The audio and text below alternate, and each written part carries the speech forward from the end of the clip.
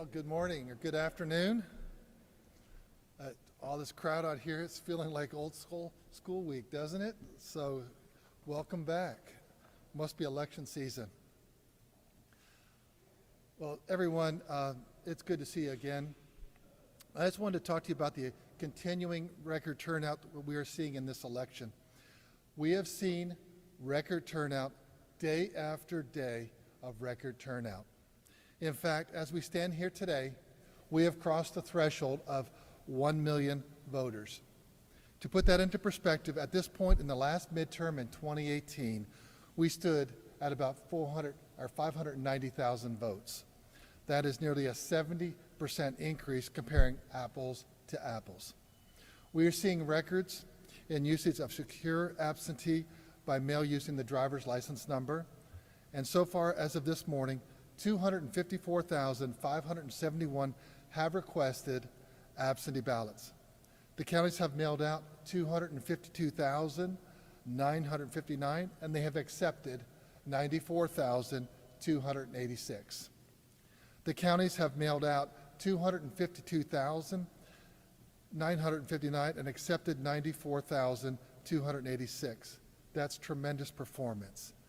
There are 651 ballots in the curing period.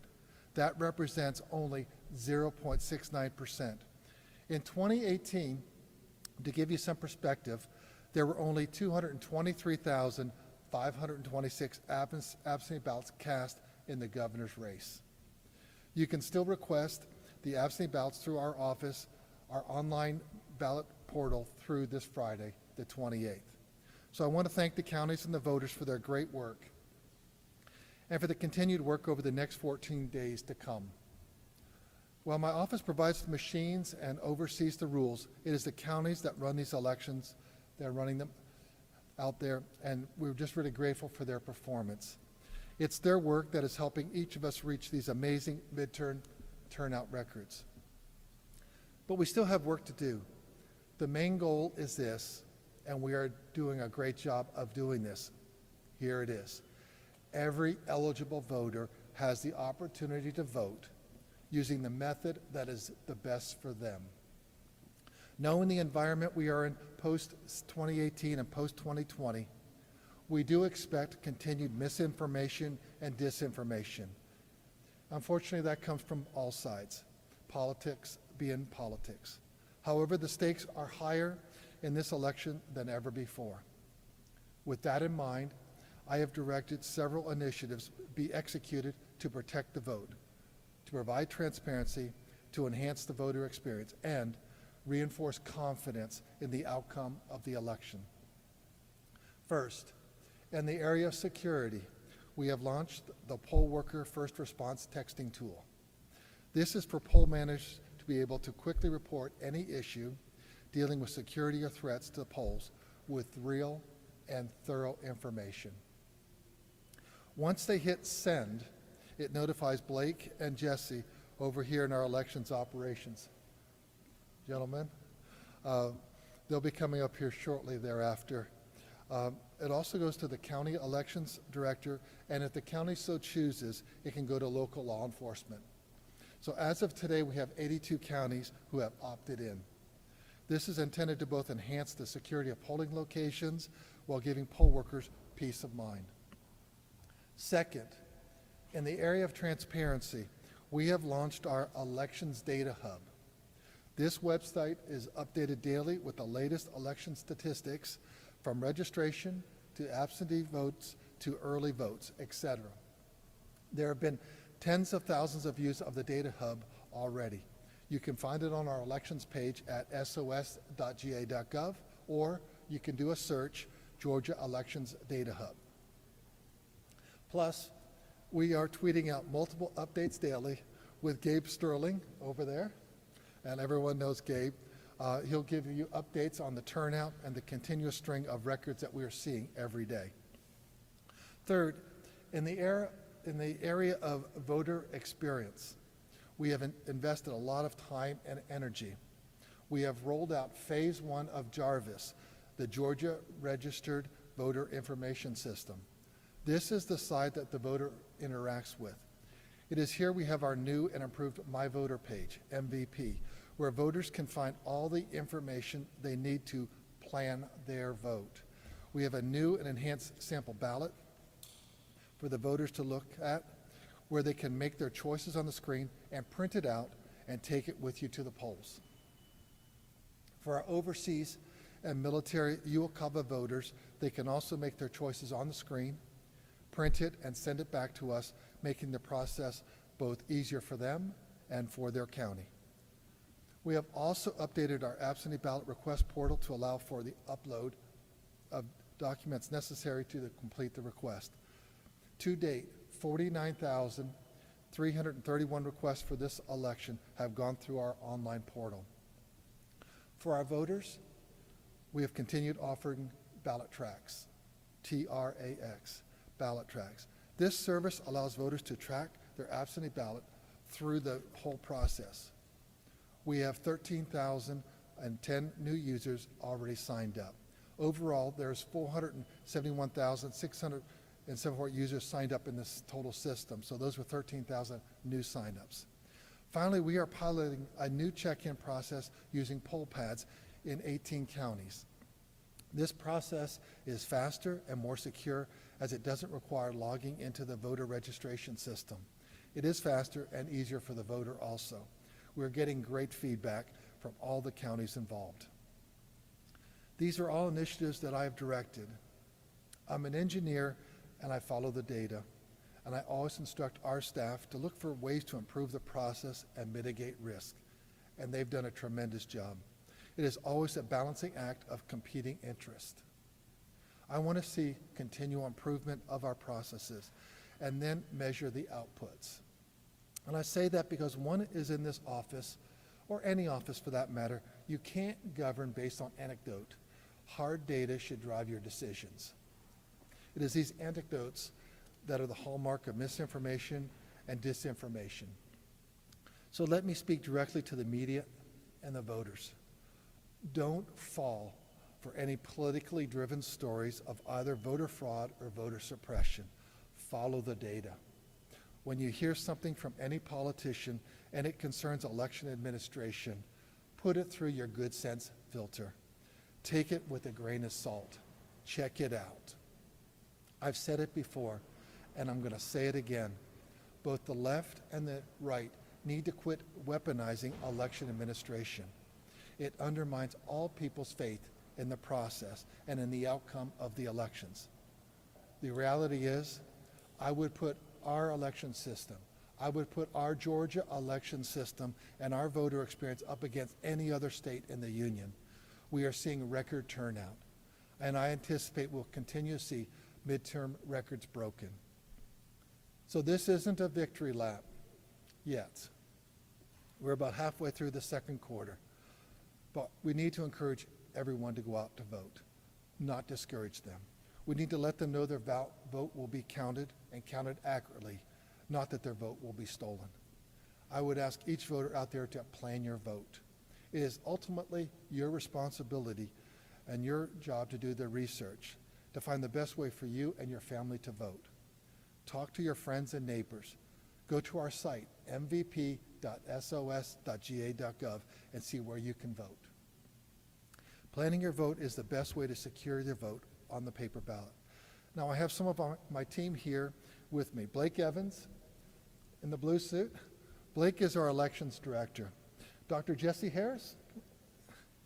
Dr. Jesse Harris, he's our deputy elections director. And here is our interim Deputy Secretary of State, Gabriel Sterling. I know that some of you like to go into the weeds. I brought this team up here today, and they can answer any question you might have. Go ahead, come on up, gentlemen, and fire away. Thank you, Mr. Secretary. All right, just out of the gate real quick, what we talk about all the time, the Secretary alluded to, is there's always things that happen in elections. Today we got a report that in Baker County, an odd thing happened. A USPS truck, according to the elections director down there, burned to a crisp. So we've already had discussions with them. There are 43 outstanding ballots in the county. We're working with USPS to see if they have images of what might have been on that truck to reissue them. Worst comes to worst, we'll reissue the 43 ballots, or the county will reissue the 43 ballots, and first across the line for those voters will be the ballots that are accepted. But these are the kind of things that happen in elections, because we have 159 jurisdictions, 159 elections directors, hundreds of elections employees, and thousands of essentially volunteers who are poll workers. So with that, we'll take any questions you all might have about the current situation we're seeing with the record turnout in Georgia. Mark.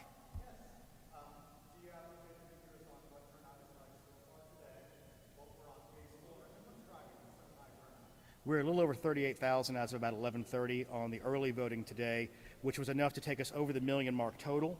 And what we've seen essentially is high turnout every single day across all demographics across the state. There are several counties that have actually already crossed the threshold of the number of votes cast in the 2018 election. And again, those are all over the state. What's driving it, I think, is what we've talked about before, is the fact that we are a close state now. We saw Governor Kemp win by 55,000 votes in 2018. We saw President Biden win by 11,779 votes. For some reason, that number sticks in my head. In 2020, every voter, Republican, Democrat, and Independent, understand that their vote is extremely valuable in this state. If you're in New York or Vermont or something, your vote may not carry quite as much weight as it does in this state for the values that you care about. So I think that's a big thing. And we have seen millions upon millions upon millions of dollars from candidates, campaigns, and third-party organizations driving people to the polls. And this office has worked very hard and very diligently. We have a PSA running right now. We have hundreds of thousands of dollars behind it to explain to people how they can request their absentee ballot, how they get it turned in, what they need to do. We're educating voters every day along with the campaigns and the parties.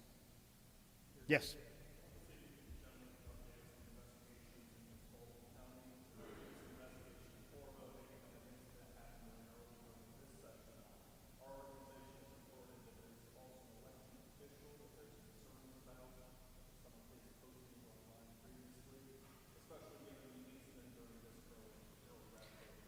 Well, as you point out, it is an under investigation right now, and it continues to be an investigation, so we can't get into too many details about that. The one thing I will say about that is the system worked.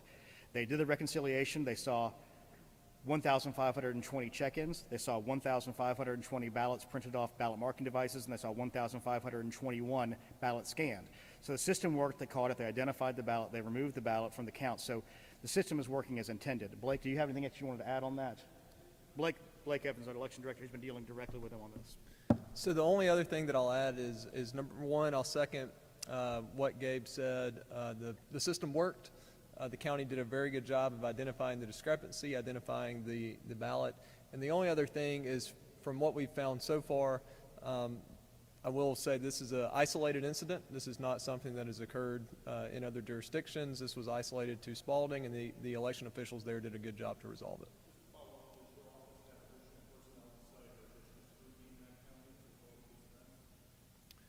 So I will say the county is cooperating with our investigation. So, to the extent there may be investigators down there as part of the investigation, that's really it right now. Thanks. What else? Stephen.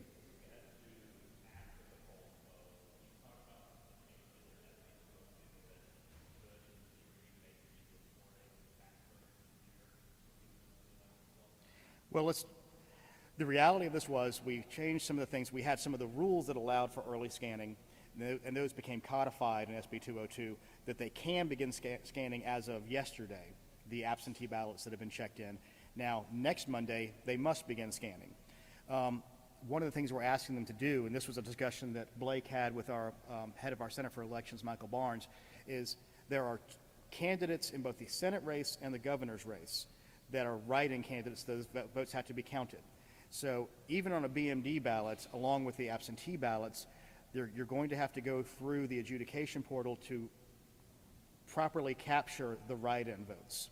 And the system doesn't know a real write-in vote from a Mickey Mouse write-in vote, so you still have to address them the same way. So what we're working with the counties on, there's training today on this. Yep. We're doing training today with the counties. It was this morning, actually. So to explain to them, do your adjudication now, but once you get to 7 o'clock on election day, give us just the new results and don't try to load up all the scans and everything else to go with that. So that should, in theory, as you point out, get to a point where we get better election results sooner, because there's no reason they can't upload the absentee results they've gotten so far, plus the early votes they've gotten so far. And for the large counties, like Fulton especially, they need to do early processing. And when do they have to notify and do the posting for that, Blake?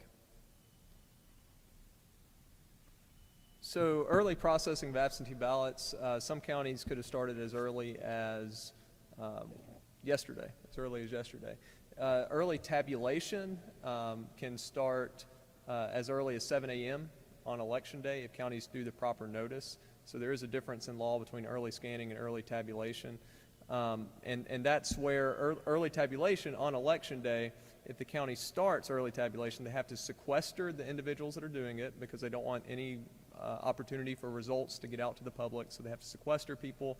They can start as early as 7 a.m. on election day, and that notice has to be posted in a legal organ, so a newspaper of general circulation, by 7 days before election day. One of the great things that SB 202 did also was clarified that counties can begin early tabulation on advanced voting scanners. So here's what that means. So instead of having to wait till 7 p.m. on election night for Fulton to, or for the larger counties especially, to begin shutting down and printing the advanced voting scanner tapes that takes several minutes to print, they can go ahead and do that during the day, which means at 7 p.m. they should have all their advanced voting results ready to go and be released by 7:30 or so. So that's the plan. SB 202 helps set the framework for that, and now we got to execute the plan.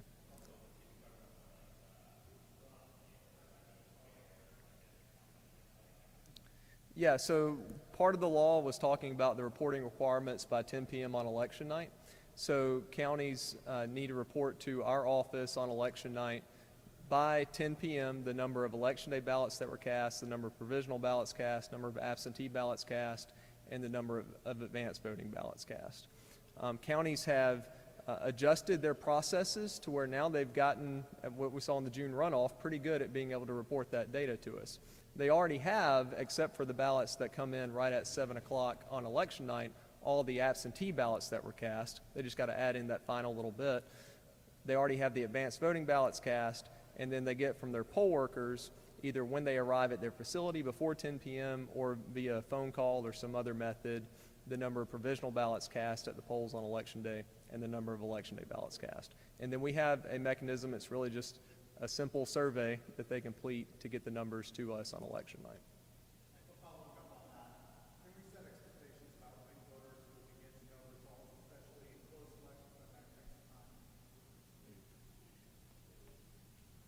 We don't know. I mean, the reality is, if you look what happened in January, we had the issue in November that large counties waited till late in the night to get their absentee ballots done. There's some counties that essentially, like DeKalb, for whatever reason, they like to get all the early votes reported at the same time. We have encouraged them to, as you get any new results in, report them as you go. That way we don't have these conspiracy-minded people seeing large vote swings at a time, and they keep coming in.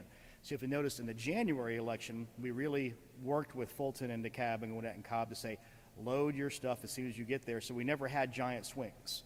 You had big things from Fulton and DeKalb very early evening, so there wasn't like a giant lead built up by the Republicans and then the Democrats overwhelmed them when Fulton and DeKalb came in, which of course feeds these conspiracy theories. So we worked with them to say, as soon as you get results, load those results.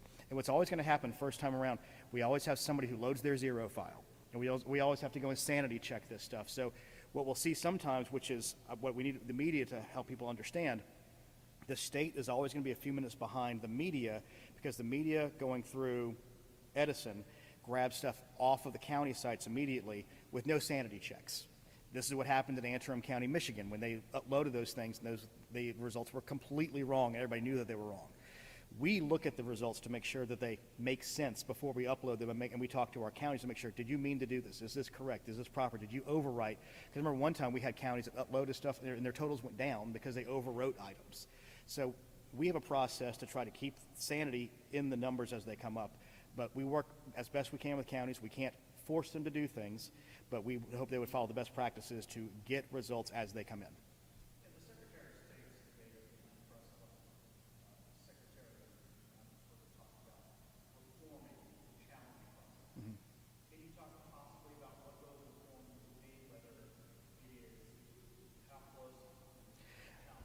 There's been general discussions sort of internally. We'll work with the legislature. This is their law. They pass laws. We deal with election administration. One of the things we're seeing is we think there probably ought to be a window of time before the election, because once the election's going, you can't have elections officials having to spend, hours and hours of man hours on researching this stuff versus doing the actual administering of the election. To the Secretary's point, I'll quote him, we cannot have them gumming up the works with these things, which can lead to other problems down the road. So that's the kind of reform we're talking about, but we'll have discussions about how best to handle that, because list maintenance is important, but I think you'll see some of these challenges go down because of us joining ERIC, and Blake is our representative on ERIC, the Electronic Registration Information Center. We've already seen really big benefits from this. In the first round of cross-checking, we did a mailing around the country to 400 and what? Spitball it. 425. There's about 425,000 people that we saw through ERIC that looked like they had registrations here, who had subsequently had an NCOA and registered in another state. So we sent a letter to them like, hey, it looks like you've registered in another state. Sign this form if you'd like us to cancel your registration back in Georgia. And nearly 80,000 people did. So as we clear some of those kind of things off, it takes away the ability to have to go through these challenges. We think it's the cleaner the list you are, the less those kind of challenges you're going to see. So it's a reform both in the law and both in our processes that should lead to seeing less of those in the future.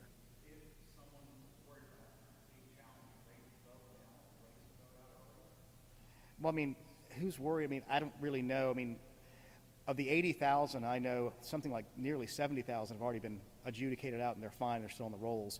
I'm not sure the exact numbers, the exact counties and everything. I know DeKalb County has a meeting, I believe, tomorrow to go over some of their remaining challenges. But if you're worried about it, if you're worried at all about casting your vote, I always encourage you to do it sooner rather than later if there is an issue. So if you want to go out and vote early today. Go request your ballot online through the online ballot portal. Plan your vote as the way that's best for you. Emma.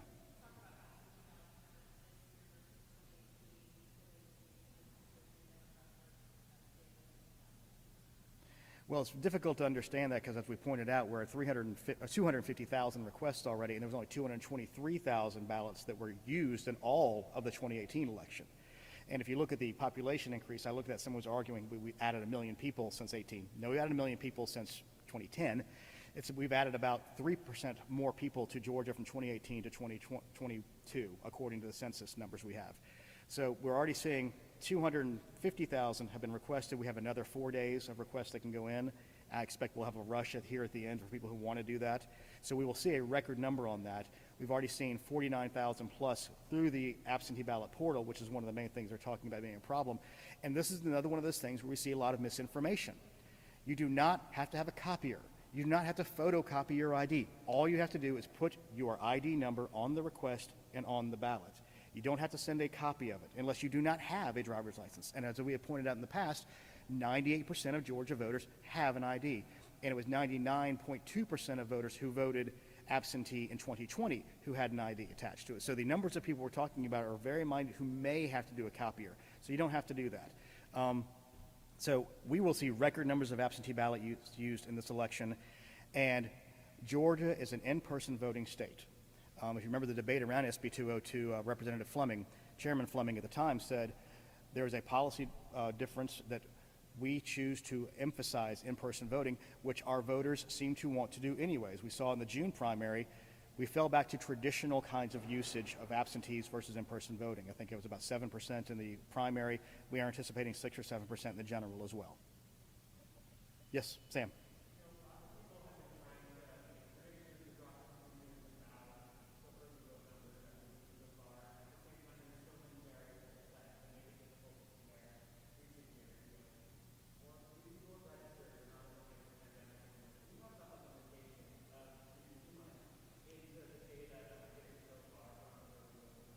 Sam, you're taking me back to my previous life as a political consultant, and every person thinks they have the crystal ball. They can see what's going to happen. And let me guarantee you one thing, they're all going to be wrong.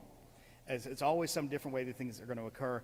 One of the things we're seeing is people are looking at the percentage of African-American vote, percentage of white vote, elderly, where it's coming from. And we don't know if they're cannibalizing Election Day, and they're the same voters that were there. We've seen about 15 to 16% of the people who have voted early were previous Election Day voters in 18. We have about 15% new voters coming in. One of the things I will say is we've watched in Fulton County and DeKalb County. In Fulton County in 2020, nearly 80% of their voters were pre-Election Day voters. So you see Fulton really leading the way right now. They crossed over the 100,000 mark over the weekend, and they could be doing the same thing again. So Fulton's in-person may go down a lot, and one of the unfortunate things from, this is Gabriel Sterling's personal opinion, we've seen is up until about 2018, all forms of voting were used kind of equally by all the parties. But with all the politics around it now, you're seeing a lot more Democrats using absentee voting, a lot fewer Republicans. A lot more Republicans wanting to do election day voting and not early voting. So we're seeing behavioral differences on some of this now, which I know is going into some of those tea leaves, but you really can't know until all the votes are cast. So if you're trying to do that, and if you're a voter, and that's the main person I want to talk to, don't worry about them saying you're behind or your party's ahead.